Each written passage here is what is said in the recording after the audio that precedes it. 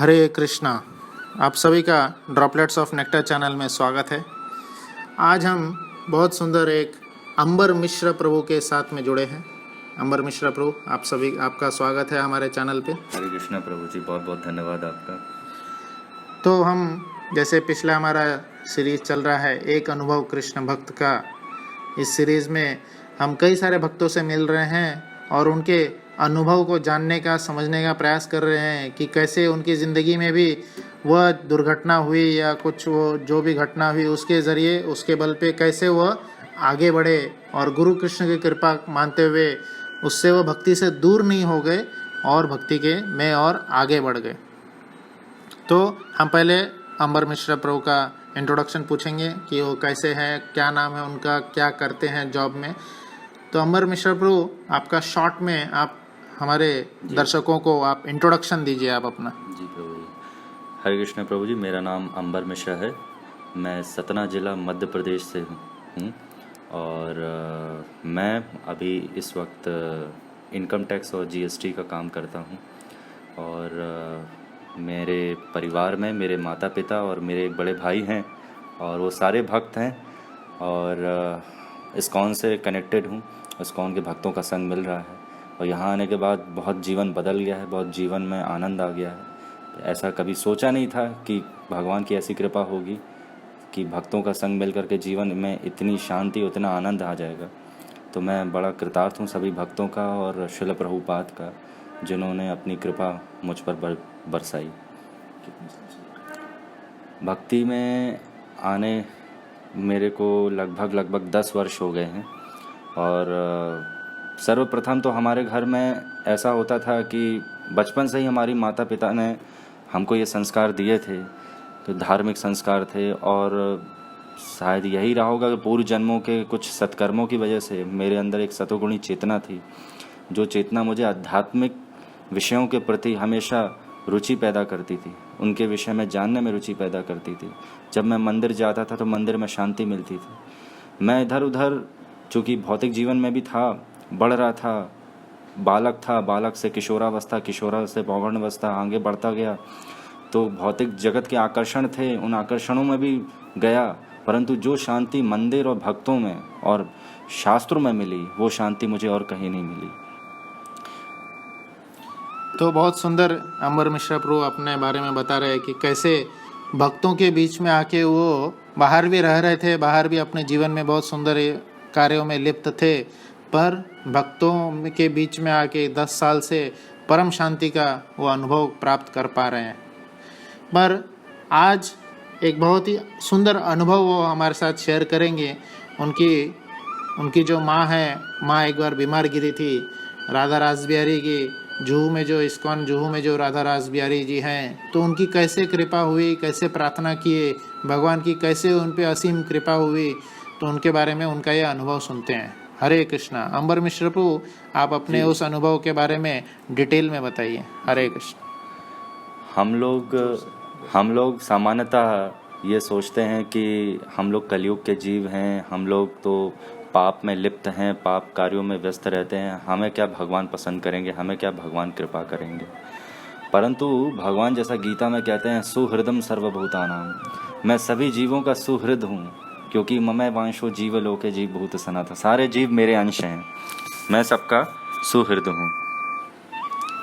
तो जब भगवान खुद कह रहे हैं कि मैं सभी जीवों को प्रिय करता हूँ, लेकिन हम चूँकि इतने अज्ञानता में रहते हैं, हम शास्त्र नहीं पढ़ते, तो हमें पता नहीं है कि वास्तविक में हमारा भगवान से क्या संबंध है। भगवान हमारी इच्छा की पूर्ति करने के लिए हमारे लिए भौतिक जगत भी बना देते हैं कि ताकि हम यहाँ भोग कर सकें। उससे हमें दुख कष्ट मिलता है, लेकिन फिर भी हमसे भगवान इतना प्रेम करते हैं कि हमारे लिए भौतिक जगत बना दिया। एक घटना मेरे साथ जो हुई, जो हालांकि भक्तों का संग करता था मैं, लेकिन एक विश्वास होता है ना कि भगवान आपको हर क्षण आपकी रक्षा कर रहे हैं। भगवान कह रहे हैं कि जो एक बार मेरे मार्ग में चलता है, जो एक कदम मेरे आस आता है, मैं उसके लिए 100 कदम में चलता हूँ, उसकी ओर बढ़ता हूँ। तो एक घटना मेरे जीवन में भी घटी जो मैं आप सबके समक्ष रखना चाहूँगा। हुआ ये कि वर्ष 2018 में अकस्मात मेरी माँ का स्वास्थ्य बहुत बुरी तरीके से बिगड़ गया था और ज़िले में जो हमारे सबसे अच्छे डॉक्टर थे उन्होंने चिकित्सा की, उन्होंने देखा कि आपको काफ़ी गंभीर रोग है, ये टीबी भी हो सकता है और कैंसर भी हो सकता है, और कैंसर की संभावना ज़्यादा थी। तो अब ये कैंसर शब्द ऐसा होता है कि कोई भी व्यक्ति इस शब्द को सुने तो काफ़ी अंदर से विचलित हो जाता है। ये बहुत ही खतरनाक बीमारी होती है, बड़ी कष्टदायक बीमारी होती है। आदमी को पूरे ऊपर से लेकर नीचे तक बहुत ही कष्ट मिलता है कि वो झेल नहीं सकता। और मेरी माता भी, जैसे मैं आध्यात्मिक जीवन में, वैसे मेरी माता भी आध्यात्मिक जीवन में है। वो भी भक्तों का संग करती थी। वो अंदर से इतनी स्ट्रांग हो गई कि जो भी होगा भगवान सब अच्छा करेंगे, हमें चिंता करने की कोई बात नहीं। लेकिन मैं स्पिरिचुअली वीक था, मेरे जीवन में कोई ऐसा अनुभव नहीं था कि मुझे विश्वास हो कि भगवान हमें इस समस्या से बाहर निकालेंगे। तो हम चिकित्सकों ने सुझाव दिया कि आप बम्बई जाइए, कैंसर का अगर संभावना हो कैंसर निकलेगी तो बहुत अच्छा इसका उपचार मिल जाता है। तो यहाँ हमारे सतना में एक भक्त रहते थे, श्री कृष्ण दास। वो ब्रह्मचारी थे यहाँ पे इस्कॉन जुहू में, और मेरा उनसे बहुत अच्छा संपर्क था। तो अब रुकने की व्यवस्था करनी थी, तो अकस्मात हम कहाँ रुकें, तो मेरा उनसे संपर्क था। हमारे पिताजी लाइफ मेंबर थे इस्कॉन के, तो हमने उनसे बात किया तो उनने व्यवस्था बना दी। ये बिल्कुल उस समय जब हम लोग ने व्यक्तिगत रूप से अप्रोच किया मंदिर में तो ऐसी कोई व्यवस्था नहीं थी, लेकिन भगवान कहते हैं ना कि भक्तों की शरण ग्रहण करो तो भगवान आपकी तुरंत बात सुनते हैं। तो उन भक्त से हमने वार्तालाप किया, उन्होंने हमारी समस्या को समझा, और भगवान की ऐसी कृपा कि हमें एक रूम भी मिल गया। वहाँ डॉक्टर से मुंबई पहुँचे, डॉक्टर से सबसे पहले भेंट करने गए। डॉक्टर ने पुरानी रिपोर्ट्स देख करके कहा कि आपकी माताजी को कैंसर है और हमें बायोप्सी वगैरह करना पड़ेगा। बायोप्सी के प्रति हम पूरी तरीके से पुष्ट हो पाएंगे कि आपकी माताजी को ये कैंसर है, तभी हम इसको सर्जरी करेंगे और आगे कीमोथेरेपी होगी। अब ये इसकी जो चिकित्सा होती है ये भी बड़ी कष्टदायक होती है। एक तो कष्टदायी बीमारी, ऊपर से कष्टदायक चिकित्सा। अब दोनों को देख करके मैं काफ़ी विचलित हो गया था। तो अब जब इंसान जीवन में आपका कमाया हुआ धन भी आपके बुरे वक्त में जब आपका काम ना आए तो स्वभावतः इंसान तो होता ही है स्वार्थ वृत्ति का। तो मैं भगवान के सामने, हम लोग राधा रास बिहारी मंदिर में गेस्ट हाउस में रुके हुए थे, मेरी माताजी एडमिट थी। तो मेरे मन में विचार आया कि भगवान को एक बार प्रार्थना करते हैं, शायद भगवान कुछ चमत्कार कर दें। तो समय शाम का था, अगले दिन ऑपरेशन होना था। मैं अकेला रूम में रुका हुआ था। मैं गया रास बिहारी जी के सामने, श्री राधा रास बिहारी इस्कॉन जुहू के जो विग्रह हैं उनके सामने हाथ जोड़ करके खड़ा हो गया। और राधा रास बिहारी जी से मैंने एक प्रार्थना, बस एक बात बोली कि हर जीव अपने पूर्व जन्मों के कर्मों का फल भोगता है। संभवतः हमारी माता भी अपने पूर्व जन्मों के फल ही भोग रही हैं, जो कष्ट है। परंतु अब जब हमें पता चल गया कि हम आपके अंश हैं, आप हमारे जीवन का लक्ष्य हो, तो अब हमारे उस लक्ष्य की प्राप्ति में हमारे अंदर को जो भी जितना भी उत्साह है उसमें कभी ह्रास नहीं आना चाहिए, उसमें वृद्धि होनी चाहिए। भले ही हमें चाहे कितना कष्ट मिले, इसमें हमारी श्रद्धा विचलित नहीं होनी चाहिए। ऐसी कृपा बना के रखिएगा। तो मेरे विचार आया कि मैं पुजारी जी से चरणामृत लूँ। तो मैं एक डिब्बी में चरणामृत लेने गया, तो पुजारी जी ने पूछा मेरे से कि आपको इतना चरणामृत क्यों चाहिए। तो मैंने ऐसे ऐसे बताया। तो पुजारी जी को दया आ गई और उन्होंने कहा कि बिल्कुल आप चरणामृत लीजिए। और उन्होंने एक कृपा और की कि राधा रानी, श्रीमती राधा रानी के चरणों में जो पुष्प था, कमल पुष्प था, जो अन्य और पुष्पों के साथ गुथा हुआ था, वो भी मुझे दिया। वो कहा कि माता जी को देना। और इतने विश्वास के साथ पुजारी जी ने कहा कि चिंता मत करिए, कुछ नहीं निकलेगा। मैं उसी रात हॉस्पिटल गया, माता को 2 ड्रॉप दिए, क्योंकि प्रोसीजर होता है सर्जरी का प्रभु जी, तो उसमें ऐसा कुछ होता नहीं कि आप कुछ खाने पीने के लिए चीज़ दे सकें। तो 2 ड्रॉप्स दिए और माता जी को मैंने वो दिया, पुष्प दिया। उन्होंने वो प्रसाद को ग्रहण किया। अगले दिन जब डॉक्टर लेके गए, ओटी में लेकर के गए और ऑपरेशन से बाहर आए, वो टिश्यू टेस्ट होता है। तो पैथोलॉजी में इसके पहले मेरे से कह रहे थे कि वो तो रिपोर्ट आएगी ही कैंसर की, हमें कीमो करना पड़ेगा, ये करना पड़ेगा, वो करना, इतनी सारी बात कर रहे थे। लेकिन चूँकि प्रोसीजर होता है कि जब तक लैब की रिपोर्ट नहीं आ जाती तो हम आगे कीमोथेरेपी के लिए प्रोसीड नहीं कर सकते।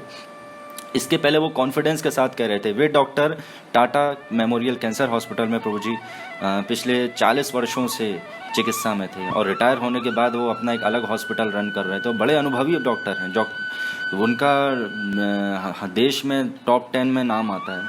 वो पूरे कॉन्फिडेंस के साथ अपनी टीम के साथ बोले 99.99% कैंसर है और हमें ऐसा ऐसा करना पड़ेगा, आप ओटी में वेट करिए। हम लोग ओटी में वेट कर रहे थे, कुछ और अपनी योजना बना रहे थे।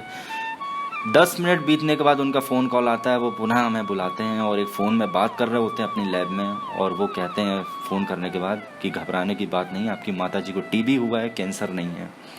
तो जिस बीमारी माताजी को इतनी कष्ट थी वो उससे वो निकल गई, और तब से मेरा विश्वास भगवान में इतना सुदृढ़ हो गया कि अब हमें ये डरने की चिंता करने की बात नहीं है, ये सोचने की बात नहीं है कि हमारे जैसे कलयुगी जीवों के लिए जब भगवान इतनी रक्षा कर रहे हैं, इतना हर समय हमें ये महसूस कराते हैं कि तुम चिंता मत करो, मैं हर समय तुम्हारे साथ हूँ, तो हमें निश्चिंत होकर के भगवान की भक्ति करना चाहिए जो हमारे जीवन का लक्ष्य है।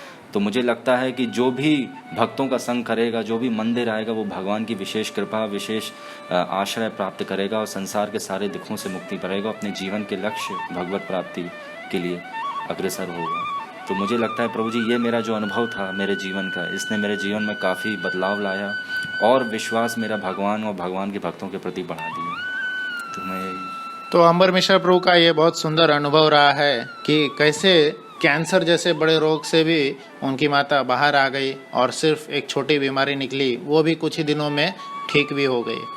तो अभी अंबर मिश्रा प्रभु से मैं फाइनल मैसेज उनका जानना चाहूँगा कि क्या इतनी बड़ी परेशानी झेलने के बाद, और उनका जैसे वो बताए ही कि कैसे उनका भगवान पे और असीम विश्वास बढ़ गया और असीम विश्वास बढ़ गया, और कठिन परिस्थिति में भी आगे भी कभी भी वो डगमगाए नहीं, स्वयं हरे कृष्ण महामंत्र का जप भी करते रहे और अपने सतना डिस्ट्रिक्ट में प्रचार भी कर रहे हैं। तो कैसे और भी जनता को क्या संदेश देना चाहेंगे जिससे कि और भी लोग इससे जुड़ सकें, और उनके जीवन में भी अगर कैसी कोई घटना होती है तो भगवान पे विश्वास जो है 1 इंच भी डगमगाए नहीं। तो अंबर मिश्रा प्रभु, आपका फाइनल मैसेज। तो मैं यही कहना चाहूँगा प्रभु जी कि जैसा हम सब श्रद्धालु लोग, भक्त लोग जानते हैं कि हम आत्मा हैं, हम भगवान श्री कृष्ण से हमारा संबंध है, तो हमारा मूल रूप से यही होना चाहिए कि भगवान के जो प्रामाणिक भक्त हैं, जो प्रामाणिक शिष्य हैं, जो परंपरा में आते, भगवान द्वारा स्थापित परंपरा में जो आचार्य शिष्य परंपरा है, हमें उन भक्तों का संग करना चाहिए जिसके लिए भगवान कह रहे हैं तद्विधि प्रणिपाते न परिप्रश्ने न सेवे उपदक्षिणते ज्ञानम ज्ञान तत्वदर्शिना, कि तत्वदर्शी जो मेरे भक्त हैं आप उनका संग करो, वो आपको अज्ञानता से निकाल करके प्रकाश की ओर लेकर के आएंगे। इसी प्रकार से मैं जिनसे एस्पायर्ड हूँ, मैं जिनसे प्रभावित हूँ, वो परम पूजनीय भक्ति विकास स्वामी महाराज हैं, जो इस्कॉन के संस्थापकाचार्य श्रील प्रभुपाद जी के दीक्षित शिष्य भी हैं और पूरे विश्व भर में प्रचार कर रहे हैं, और आज भी इस वयोवृद्ध अवस्था में भी वो प्रचार कर रहे हैं। तो वो मुझे उनके प्रचार कार्य से मैं इतना प्रभावित हूँ कि मैंने भी ये निर्णय लिया है कि कुछ समय पश्चात मेरी कुछ दायित्व हैं, उनको दायित्व को पूरा करने के बाद भी मैं भी अपना जीवन इस कृष्ण भावनामृत आंदोलन के लिए देने के लिए मैंने निश्चय किया है। और मुझे लगता है मैसेज देने की जो बात प्रभु जी कह रहे हैं वो यही है कि हम आत्मा हैं, हमारा संबंध भगवान श्री कृष्ण से है, तो हमें हमारे वास्तविक संबंध को जानना और वास्तविक संबंध को पुनः स्थापित तो है, पुनः स्मरण में लाना और तुरंत पुनः भगवान के पास जाने का प्रयत्न करना चाहिए, ना कि इस संसार के आकर्षणों में फंस करके हम 84 लाख योनियों में घूमते रहें और कष्ट भोगते रहें, क्योंकि संसार को खुद संसार बनाने वाले भगवान श्री कृष्ण कह रहे हैं दुखाल या मशाश्वत। तो हमें लगता है हम भक्तों का संग करें तो उससे ही हमारा जीवन सफल होगा। हरे कृष्ण। हरे कृष्णा। तो बहुत सुंदर उन्होंने मैसेज दिए, फाइनल मैसेज, कि कैसे हम इस संसार काल में फंसे हुए हैं और इससे निकलने का एकमात्र उपाय है कि भगवान की असीम अनन्य भक्ति, केवलया भक्ति करें और गुरु की सेवा करते हुए, गुरु की कृपा को प्राप्त करते हुए भगवान के चरण में वापस चले जाएं। तो इसी के साथ आज का सत्र हम समाप्त करेंगे। आगे एक और नए भक्त के साथ, एक और नई कड़ी के साथ, एक और नए अनुभव के साथ हम जुड़ेंगे, जो कि हमें और भक्ति में आगे बढ़ाने के लिए हमें मदद करेगा। हरे कृष्ण।